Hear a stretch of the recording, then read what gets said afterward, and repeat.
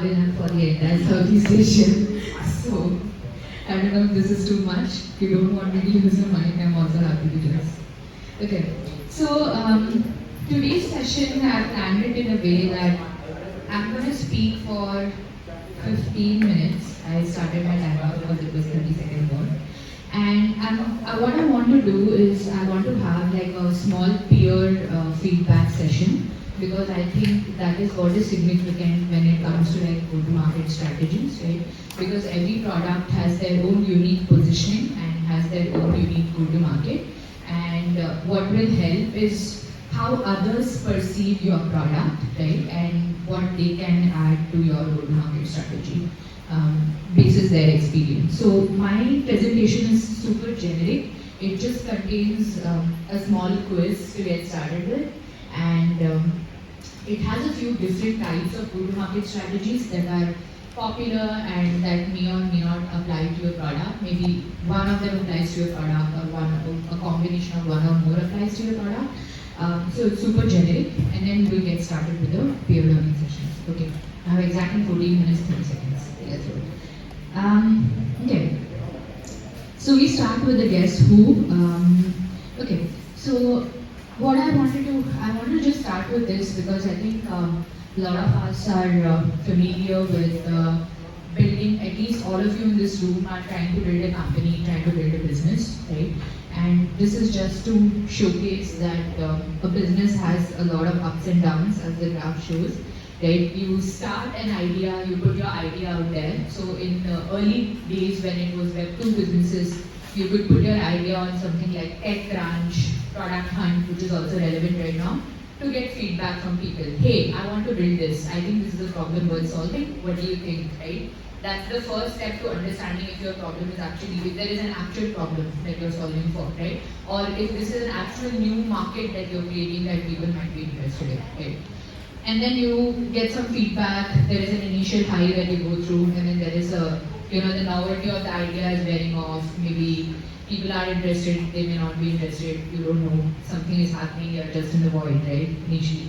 And then you have, there is a throw of sorrow where you're trying to navigate different problems. You thought that this was a good solution, but you're not sure anymore. Some things are kicking in, you don't know if there is money in this, you don't know if there is regulations associated with this, you don't know if it's even possible to build this product out real. And then, you slowly get to the promised land, right, where you figure out that there is a product market fit, right? And throughout this entire process, what you're doing is you're trying to experiment different go-to-market strategies. How do you go to market with this product in a way that market is able to understand this product, market wants to use your product, and you see that there is a demand for this product, right?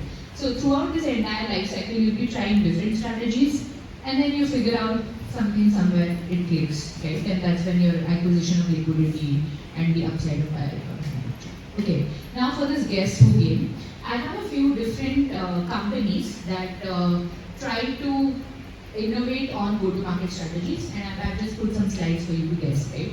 So can you guess who this is? So it's a mix of Web2, Web3 companies, I think largely Web3, but do you know who this is? And what was their go-to-market strategy that was innovative? Any guesses? Just guess something. This is obviously a token, right? What do you think this token can be? Any token? Come on. It's a room full of crypto people. You should know some tokens. Some tokens. Moon token, umbrella token, pie, cake. Star token. Is that your guess? Okay. Very obvious, but it's not. Anyone else? Any tokens? Any tokens that you can think of, randomly. Sorry? Ethereum? Close, but no. Okay, if I give you the answer, can you give me the unique go-to-market strategy?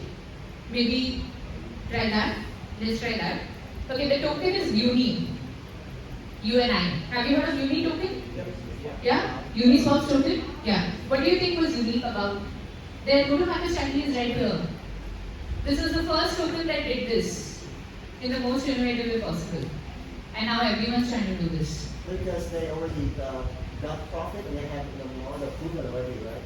And when they come up with this, it's more on the community to be their um, power, their sales force. Yeah. So that's the way they position themselves. That is, they released a lot of tokens in the pre-release and they gave it to their early community members. So anyone and everyone who had even touched Uniswap suddenly got a bunch of money, right? And then people started realizing, oh, if other people who were not using Uniswap, they were like, oh my god, I should have swapped on Uniswap. I would have become rich, right? People became insanely rich. Like people from India became millionaires, moved to US, now having hard life because of Trump, whatever, right? But hey, and now everybody is trying to follow this. Every protocol is trying to incentivize their community member for using their protocol, right? So this was such an innovative thing to do, right? So their go-to-market strategy was, let me incentivize people for using my app. Simple, right? Simple but effective. So you can see 60% of the token allocation was for community members. The highest percentage so far, right? Okay, can you guess this?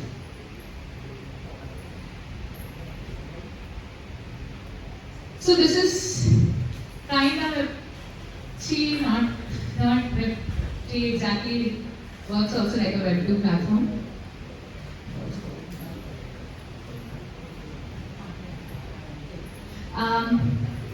So are you familiar with this term called airdrop farming? Airdrop farming? Yeah, so this is a company that works on something similar. So do you know what company this is? Yeah, Galaxy. So they were one of the earliest people who tried to capture airdrop farming, right? Everyone was doing airdrop farming, right? Secretly or publicly. But they were like, hey, I'll make a product for it. You come and farm airdrops on my platform, right? And see their numbers. This were their early numbers. 1.2 million users in 2022, right? Even though they are different from active users, they still had 319K monthly active users, right? So this shows a lot of potential into taking a product. So they saw that everyone was doing something. Let me make a product for it and make money out of it, right? So their go-to-market strategy was solving an obvious problem, which is aggregating a place for airdrop farming. Okay. Any clue on who this is? So they tried to do a creator-centric go-to-market, and they tried to reward creators for Chili? No, but close. I think Chili is trying to do more of like sports prediction or just sports around.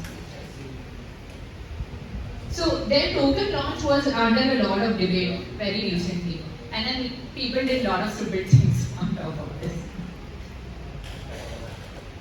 Creator centric. Kaito? No, but close. So this was Zora. So an example of a failed GTM, right? If you see a lot of products that are talking about, hey, we want to encourage creators to own their own IP, to make sure that they can own their own content and things like that, right? So this IP narrative was becoming bigger and bigger, larger than life over a period of time. But they did not really think through their tokenomics and their token launch, right? So this was a huge, like, Zora token launch failed, like, miserably, right? And they got a lot of backlash on that. So it was even though it was a product first GTM, it did not align with the tokenomics, right? And there wasn't sufficient incentive for people to want to come back to Zora. Okay. So, few things that we want to consider in go-to-market components, out of which I consider the most important one being target audience segmentation. That is, who is your user, right? Who is going to pay for this product? Without knowing this, there is no point in building something. Because you are going to put in, it takes a lot of effort to build a product, bring it out there, right? And then if you want to figure out, oh, now I have a product. Now I try to understand who will use this, right? It doesn't work that way. You have to first identify your target user, your core user, right? Who would want this product, right? It could be an existing problem that you're solving. It could be a new market itself that you're creating, like Twitter, right? Twitter created a new market of wanting to write text which are 280 characters or less, right? So you want to identify who your core user is and then proceed from there. How are you going to position your product for this core user? What is going to be your pricing strategy? What are going to be your distribution channels? And then your feedback loops and iteration, right? Everything else is going to be pivoted on the core user. Okay, so there are two things that we talk about. One is product market fit. Is your product fitting to the market demand? Is there enough demand in the market for your product, right? And if your product satisfies that, it is a straightforward product market fit. And there is some missed opportunity that we are trying to capture, right? We are all familiar with this. We talk a lot about PMF, so I'm not going to go into detail. One interesting thing that you can see these days, especially with the millennial audience, sorry, not millennial, that's me. I'm still into product marketing. Gen Z audience, right? For Gen Z audience, there's a product zeitgeist fit. Does anyone know what this is? Zeitgeist is a German word, right? And if you see things that are picking up these days, especially from a social media influence, that is, you find something which is interesting, exciting, that is happening right now, and you capture that market, right? You don't understand how this market got created, right? But suddenly something new is there, something is trending, it's interesting, and you capture that market, right? So a good example of that is something like Labubu, right? An ugly looking doll that became really popular, you know? And people started capturing that market. So for example, food industry started capturing on that market. They started selling Labubu cakes, I don't know, Labubu sweets, Labubu chocolates. Why? Because Gen Z is crazy about Labubu, right? They are spending millions of dollars to buy Labubu. So that's your product zeitgeist fit, right? Your product doesn't have to have a product market fit, right? Maybe it doesn't really serve an exact opportunity, but it may serve a zeitgeist fit. That is, you are seeing a trend right now, and your product is picking up on that trend, and you are able to monetize. It may be short-lived, it may be for 1 or 2 years, but you are able to monetize that, right? And then you get over that. So that's your product zeitgeist fit. That's also a form that you should think, because there are a lot of trends that are picking up, and there is a lot of opportunity space in that market as well, right? So it's a new market that has kind of opened up for us. I think that's more of the emotional job. Yeah, it is. Emotional job. Yeah, emotional job. And then you also see Gen Z, right? Like it's not the same as previous, where you know that there is a problem and a particular software can solve that problem. There are lots of different things that are coming into picture now. There are a lot of different trends. So there's so much new market opportunity that has opened up to capitalize on that. So I think that's also something that you can think about. If you're thinking out of the box, especially as an entrepreneur, right? Someone who wants to build a business, you can do something like that as well. What I want to quickly show is that what are the different types of go-to-market that you can potentially work with, right? The first is product, right? A product-led go-to-market is when you build the product, you give it to your users to use it, right? And that itself becomes your go-to-market. That is, if the users have a good experience with your product, they will tell others to use your product, right? And it goes through word of mouth, right? So that's your product-led go-to-market. This is becoming one of the most popular techniques, right? You say, hey, here is my product, use it. If you have good feedback, give it to me. If you have bad feedback, also give it to me, right? So it helps you validate your idea, and then it helps you build something really small and quick and dirty, right? Put it out there and just be like, you at least know if someone's going to use this product or not, if there's enough demand for it, right? This is one of the biggest, most popular ones that is being adopted by big companies like Google, Facebook. They are just releasing things first. They're saying, hey, here is an AI editor. Even if it is bad, just use it. If you like it, we'll make it better. If you don't like it, we'll scrap the product, right? So this is a great go-to-market. Then content-led, right? Content and marketing are becoming really huge, especially because of social media and the accessibility of social media coming in everywhere across the globe, right? So if you make good content, right? If you show good content around the product itself, that's a great way to go to your market and attract more users.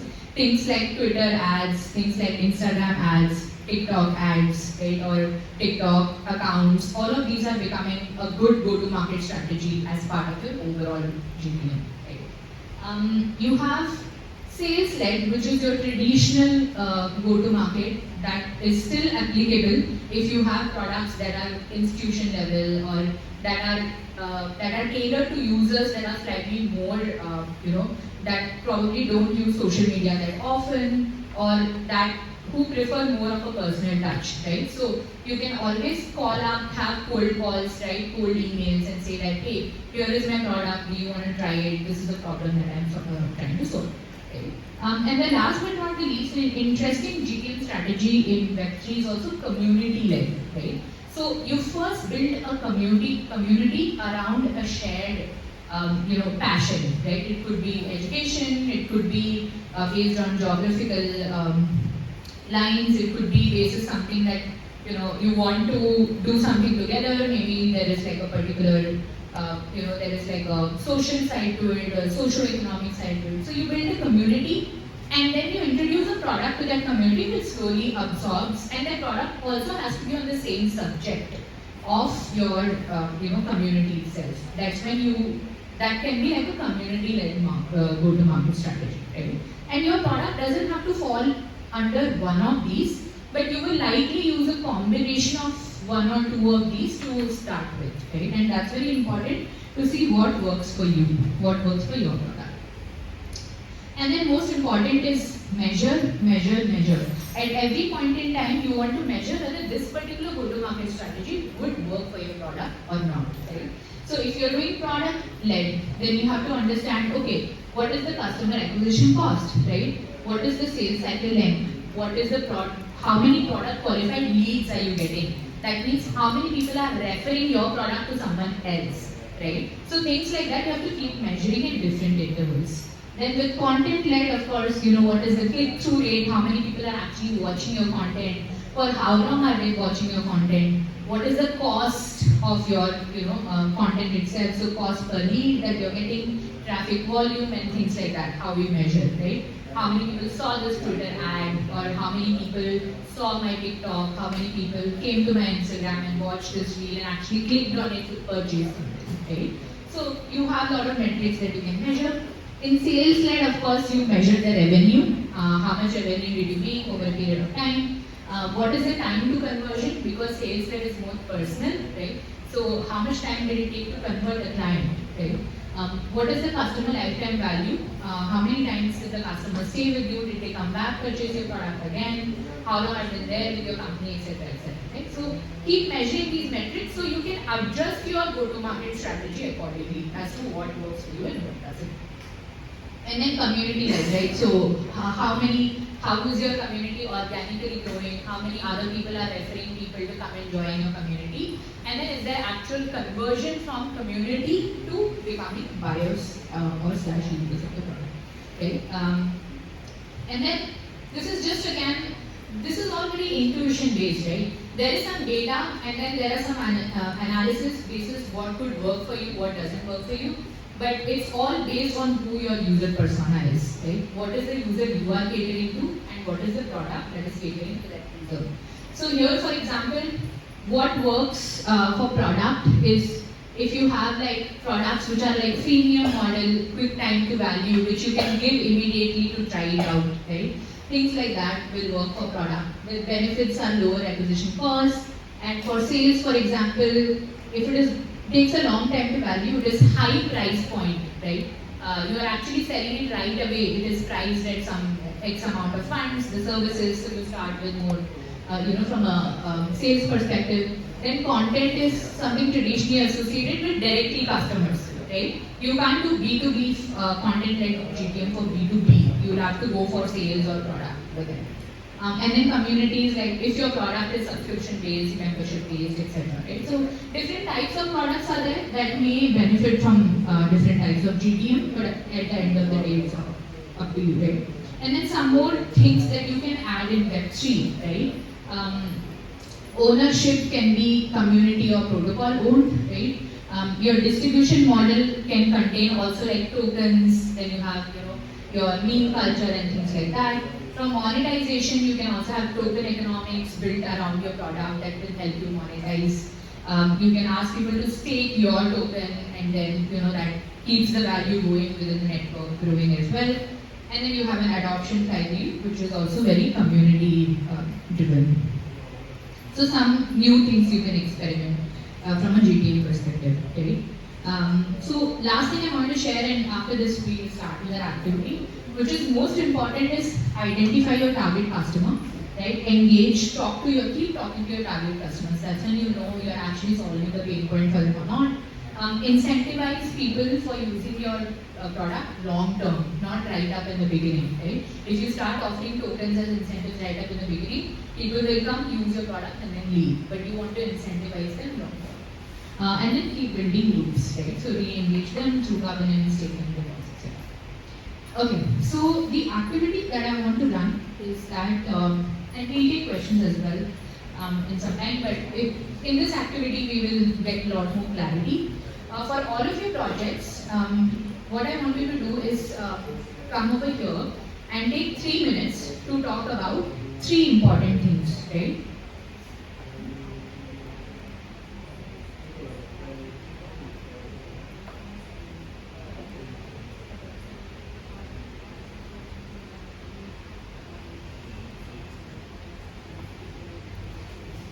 So maybe we can also. Okay.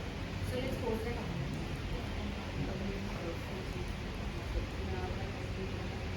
We won't have access. Okay. So small change. I think we will do this activity online, right? But it gives you some time to think about the activity. The activity, what I want you to come and share. Format will be the same, right? You will share about 3 things. One is who is going to be your core user persona that your product is serving, right? Most important. Second is what particular problem for that core user persona are you solving for, right?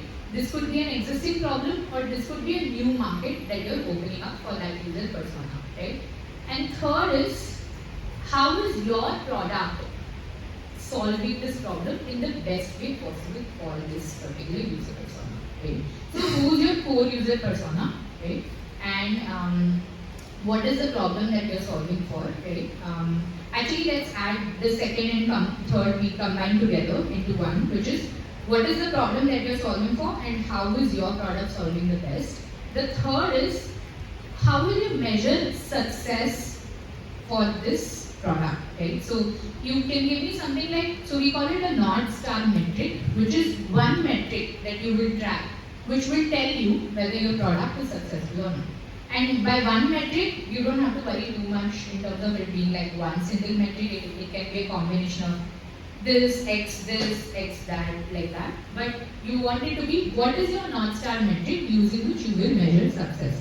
So for example, for StarkNet as a protocol, right, the core user that we are serving are actually entrepreneurs or business builders. Builders who want to build a business using this piece of software, right? That's our core user that we're serving. They will use StarkNet as a piece of software to build something which is for their users, which they will identify, right? The problem that we are solving for this core user is that they want something which is fast and cheap, right? So right now the other pieces of software like StarkNet are not that fast, right? The transactions are slow and the settlement is, takes time. And then the second is it is not as cheap, the transaction fees is high. So this is what we are selling as a solution, right? And secure, of course. And the third thing is that our North Star metric is the amount of gas fees that is collected on the network, right? That means there is more transaction coming through. So this is an example for StarkNet as a network, right? What is the product we are selling, who are the users we are serving, and what is our North Star metric that helps us understand that we are going towards somewhat, success. So this is what I want you to think about for your product. Who is your core user? What is the problem that you are solving for them, and how is your product providing that solution, and what is going to be your North Star metric. And we will take this online whenever we are able to schedule this. Okay. Any questions on GTM? And if you are around, have some more time, and I'll be around here today and tomorrow as well. You just want to chat about your GTM also, I'm happy with you to just chat about these things. Like who's your core user persona, what is it that you're trying to solve, the exact problem, and how will you measure success, right? What is success for you? Okay, awesome.